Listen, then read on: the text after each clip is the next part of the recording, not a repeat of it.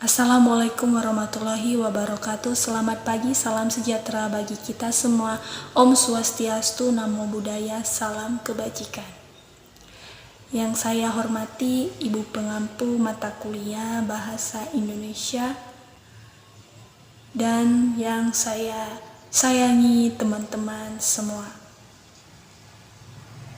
Pertama-tama, puji dan syukur kita panjatkan kepada Tuhan Yang Maha Esa atas kasih karunia-Nya yang telah melimpah karena anugerah dan berkat-Nya kita diberi kesehatan dan dapat melakukan aktivitas.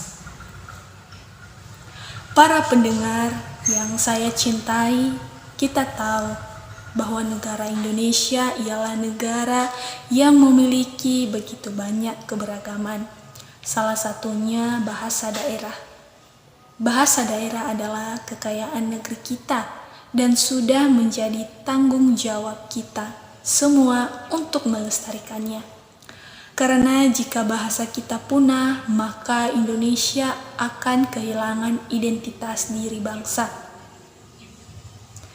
Indonesia merupakan negara kepulauan yang terdiri dari banyak bahasa dan menduduki peringkat kedua yang memiliki bahasa daerah setelah Papua Nugini.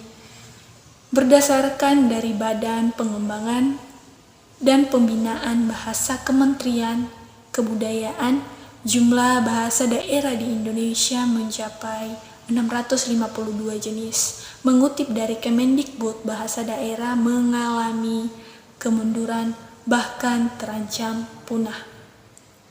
UNESCO atau Badan PBB yang bergerak dalam ilmu pengetahuan dan kebudayaan menjelaskan 2 bahasa daerah di Indonesia mengalami kepunahan, yaitu bahasa Tobati dari Jayapura, Papua, dan bahasa Hitu dari Ambon, Maluku. Grafik menunjukkan setiap tahunnya bahasa daerah di Indonesia mengalami kemunduran signifikan. Dari jumlah awal 652 berdasarkan data UNESCO menjadi 640 bahasa daerah yang tersisa. Selain itu, 17 bahasa daerah yang stabil namun terancam punah. Bahasa tersebut Sumatera yaitu Kerinci, Sulawesi yaitu Mandar, Minahasa, Pamona, Bone, Balongo, Wolio, NTT yaitu Rongga, Maluku yaitu Buru, Lisabati, Luhu, dan Papua yaitu Meoswar, Kuri atau Nabi, Aframa, Gresi, Ormu, Toro, dan Senggi. Suatu bahasa daerah yang dikatakan terancam punah apabila jumlah penuturnya tidak mencapai 100 orang, sedangkan dikatakan stabil dan berkembang jumlah penuturnya melebihi 1 juta orang.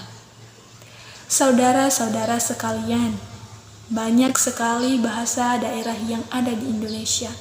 Namun karena zaman yang semakin modern, bahasa tersebut mulai hilang. Bahkan anak-anak remaja sekarang tidak mengetahui bahasa daerahnya sendiri. Bahkan lebih memilih menggunakan bahasa gaul yang menurut mereka lebih cocok dengan kehidupan mereka sehari-hari. Anak-anak remaja lebih menyukai bahasa gaul yang menyimpang dari bahasa Indonesia ataupun ejaan yang disempurnakan. Bahkan sering berjalannya waktu yang sangat pesat perkembangan teknologi ini, generasi milenial sangat akrab dengan teknologi yang berbasis digital, lebih tepatnya dalam bersosial media. Itu sangat berpengaruh besar, baik dari segi pola pikir maupun perilaku. Melakukan interaksi di sosial media tentunya tidak bisa dilepaskan dari cara kita berbahasa. Munculnya variasi yang beragam pada setiap daerah, baik itu kelas sosial, zaman yang berbeda, dan situasi bahasa, serta persaingan bahasa daerah, bahasa Indonesia, dan bahasa asing. Yang mengalami perubahan ialah bahasa gaul. Maraknya penggunaan bahasa gaul dan munculnya berbagai kata dan istilah baru seperti yang saat-saat ini terjadi, misalnya lo, gue, en, dan masih banyak lagi Jika generasi milenial terlena dengan istilah-istilah itu, maka posisi bahasa daerah yang beragam di Indonesia akan sempoyongan mempertahankan identitasnya sebagai kebanggaan dan ciri khas negara kita. Nah, bahkan orang beranggapan menggunakan bahasa daerah merupakan simbol keterbelakangan dan juga kemiskinan. Selain itu, mereka beranggapan dalam penggunaan bahasa daerah menghalangi proses pendidikan. Sangat disayangkan jika di Indonesia yang kaya akan budaya dan bahasa sedikit demi sedikit akan hilang termakan oleh kemajuan zaman dan ketidakpedulian akan budaya daerah. Untuk itu, pendidikan punya peran penting mencegah punahnya bahasa daerah. Pendidikan juga mampu meningkatkan minat generasi muda untuk menggunakannya. Mempelajari bahasa daerah telah dimulai ketika sekolah dasar hingga perguruan tinggi, tetapi jarang sekali ada instansi pendidikan yang mengajari bahasa daerah menjadi mata pelajaran wajib atau muatan lokal.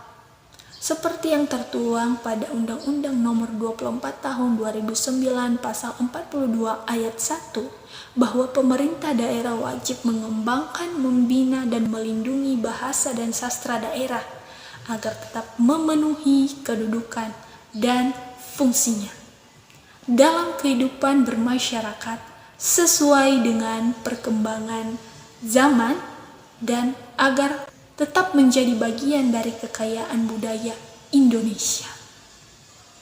Kita manusia yang memiliki jiwa kepedulian, ada banyak upaya yang kita dapat lakukan dalam melestarikan bahasa daerah, seperti menerbitkan bacaan dengan bahasa daerah setempat, menggunakan bahasa daerah di rumah, menyelenggarakan acara yang dapat melestarikan bahasa daerah dan menjadikan bahasa daerah menjadi muatan lokal. Sebagai warga negara Indonesia, harus melestarikan bahasa daerah kita masing-masing agar bahasa daerah kita tidak punah dan dapat diwariskan secara turun-temurun serta dikenal oleh negara lain. Dari banyak kata yang telah terucap dan dari banyak hal yang telah kita simak bersama-sama, semoga yang telah saya sampaikan kiranya menjadi bermanfaat bagi kita sekalian. Sekian pidato yang dapat saya sampaikan. Kurang lebih mohon maaf jika ada kata yang salah. Terima kasih. Ya Allah.